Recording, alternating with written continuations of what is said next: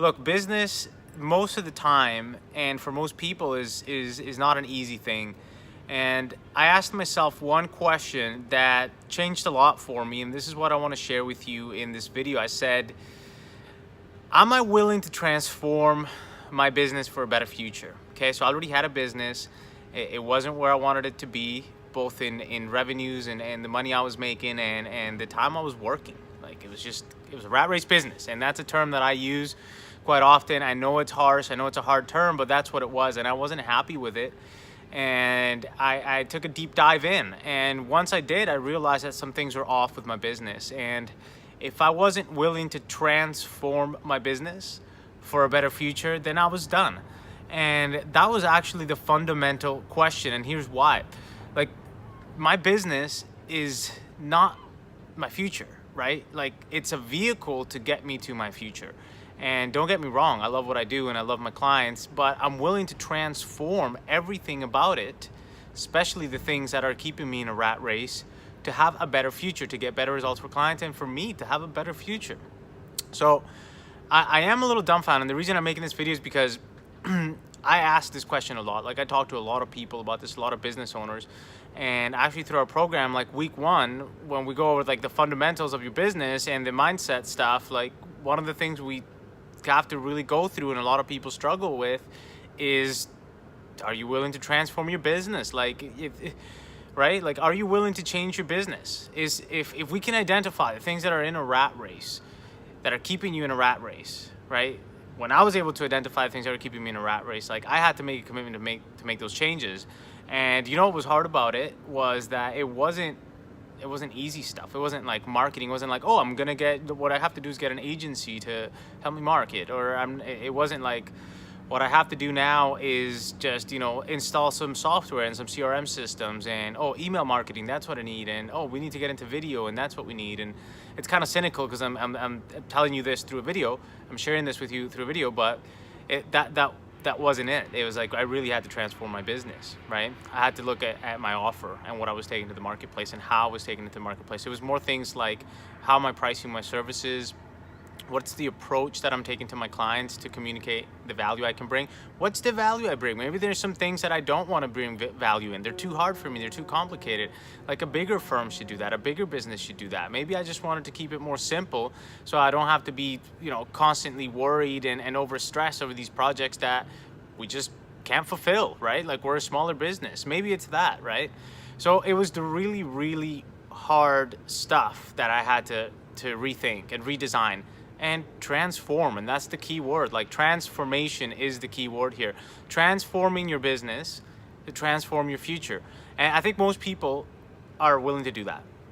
I think it's just hard, especially when we get into it. Like, I know in our program, when we get into it with our clients and we're like really start analyzing their business, and I start asking the hard questions and they start going through the videos and we start going through the coaching, and like we really, we take a deep dive into the business and we really, play the devil's advocate in a sense, to question the hard things we need to question. And oh man, it can be hard, because what if you realize that, you've been doing this minor thing or it's not minor, it's big, for the past 10 years that you could have changed, and it would have made such a big difference in your business, like money-wise or time-wise. Like, it can bring some regret, but that's where the mindset stuff comes in, and we say, look, it's a hard lesson, but it's better to learn it and tackle it than not to.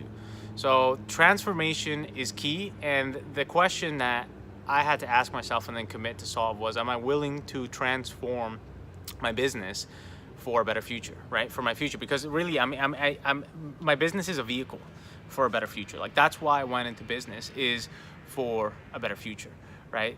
And if I'm not willing to do that, then I'm actually compromising my future for a business. And that's not what I want, right? That's not what I want at all. That would make no sense to me. As a business owner, my commitment is with my future, right? Not necessarily with specifics of the business. Like, that's my vehicle to get there. And when we analyze a lot of businesses, okay, and this is the first thing I realized about my business, was that there's a common misconception that most of us fall victim to, okay? And that is that we think we have to do everything by the industry standards. Okay, I'm here to blow that out of the water. It's wrong, okay? It's absolutely nonsense. It's actually the opposite is true, right? We don't have to do things by the industry standards, because if we do, then we're being commoditized, and we ourselves are participating in making our own services commoditized. Like, really, we're just like, oh, let's do everything like everybody else does it. And I'm really talking about like everybody else does it. Like, it's, sometimes we kid ourselves, okay? We kid ourselves in the sense that we say, yeah, we're gonna do everything like everybody else do it. So I'm a lawyer, I'm gonna do my law firm just like everybody else, every other law firm, or architect just like everybody else, same services, same deal. And then I'm gonna differentiate with a slogan, or I'm gonna differentiate with some colors, or with some brand. Or, I specialize in hospitality and I have a cool slogan. Or, I'm different because I do design build. And that's just one case, right? So that's not differentiation, okay? You're not differentiating. So I'm not here to talk about branding or anything like that. That's not what I'm talking about. But what I am talking about is the misconception that we have to do everything by the industry standard. So we got to bill by the industry standard. So if it's hourly, guess what? We got to either bill hourly, and then we can either bill a little bit more, right, or a little bit less than like the standards, depending on how experienced we are, how good we feel, or how specialized we are, that type of thing. But really, you're still just doing the industry standard, and you're always going to be capped, right, by the industry standard rate. Like, that's a rat race move for sure. If you're still billing hourly, okay, and you haven't figured out how to get out of that, okay, that's something that we need to work on, and those are those hard things I'm talking about, that you need to transform about the business. And not everything, okay? It's not like you got to stop billing hour everything. It's just that you should have some kind of offer that is not hourly and that really has high profit margins. And look, for me, the transformation is this, okay? We should start thinking about high profit margins, very high profit margins, okay? Easy to sell, something that's desirable, unique, and easy to sell, so not commoditized, and easy to deliver. Okay, something that takes as least time of you as possible to get the best results, right? And this really just comes down to us making things complicated, okay?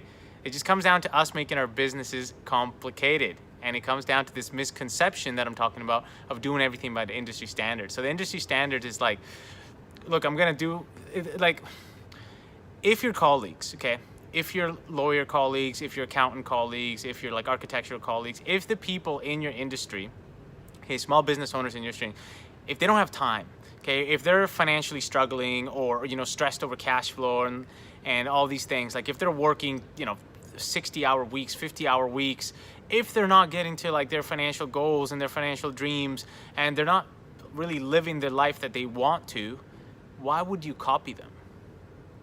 Why would you copy them?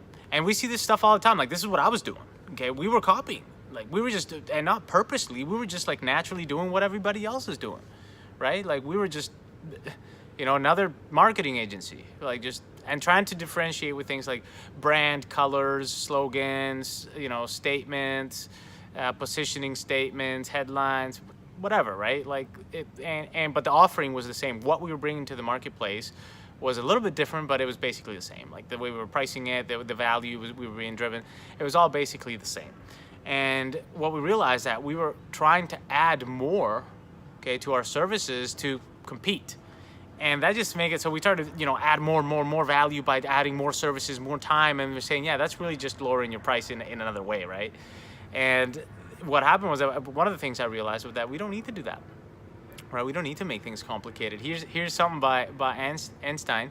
He says that to any intelligent fool can create bigger and more complex things.